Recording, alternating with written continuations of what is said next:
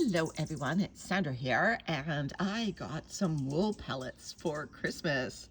These are all natural byproducts of the wool industry.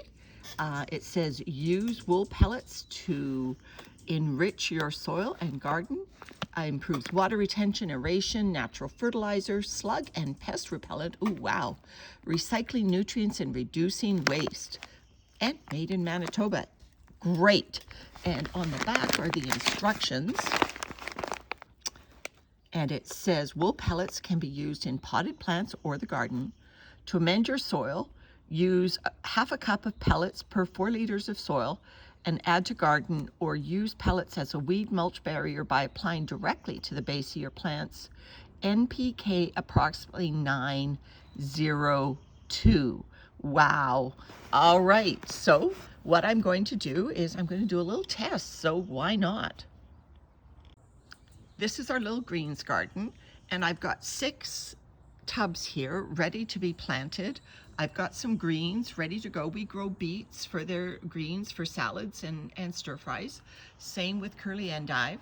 So I'm going to be doing up 3 pots where I put beets or endive in each pot, and in half of the pots I am going to be using wool pellets, and in half of the pots I'm going to be using some killer worm castings. Now, all of my pots, just a little caveat here, all of my pots have worm castings because we use our compost, and our compost has worm castings. We also used leaf mold in this potting blend, and leaf mold has worm castings because worms used to live in it. All right, so let me pot them up and I'll show you what the holes look like when I'm dropping in the wool pellets. So I was pulling out some soil to plant up the beets in a tub that I was going to put wool pellets in, and I found a little red worm in the tub. So yes, there's going to be worm castings and everything. Okay, you can see that I've taken out a good sized bowl of the top mixture so that now I can add the wool pellets. Ideally, I probably should have mixed them all the way through, but these little beet seedlings, the roots aren't going to go down that far, at least initially. So I'm going to put the wool pellets right here into this layer. It's going to be about 2 to 3 inches down. They say half a cup. Well, that's going to be one of my handfuls. This is what the little guys look like. There we go. And I will just mix those into that layer and then plant up my beets in this tub. These beet seedlings have been hardened off for a few weeks, have spent at least one night outdoors. It rained, we had a little bit of rain last night, so the soil fell off some of their roots when I pulled them out of the seed container, but no matter, I'll just put the soil around now. So my first wool pellet tub is done. Now I'm going to do the same, just going to add worm castings and plant up some beet seedlings. Not quite identical, because in this one I did put a center beet seedling in there, but this one there were more seeds came up per seed container, so I decided to just put 3 clusters. Again, these are for salad greens, so I'm going to do the same with the endive in those pots. I pulled out some soil, put in the wool pellets, put in the seedlings, and then finished it up. Nice big chubby worm waiting right on the top for us. This one's actually going to be easier because I don't have to dig out a lot of soil to put wool pellets in.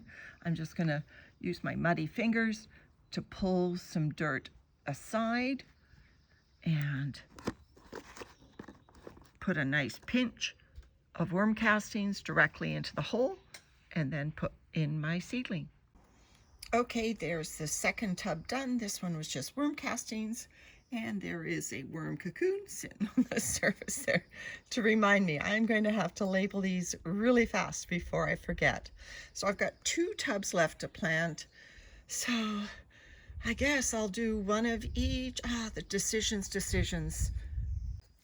This is what I decided to do. I made extra deep holes, and I'm actually going to drop just a few wool pellets into each hole, because they say they're NPK 902.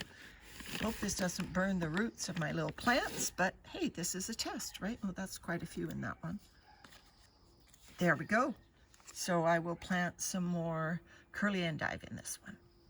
Just want to show you the roots coming out the bottom there are going to go right in direct contact with the wool pellets down below.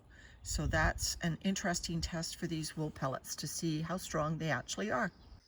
I ended up having to put another one in the center there because I had one left in the seed starting tray and I just had to get rid of it. So this container then, wool pellets only in the bottom of the hole.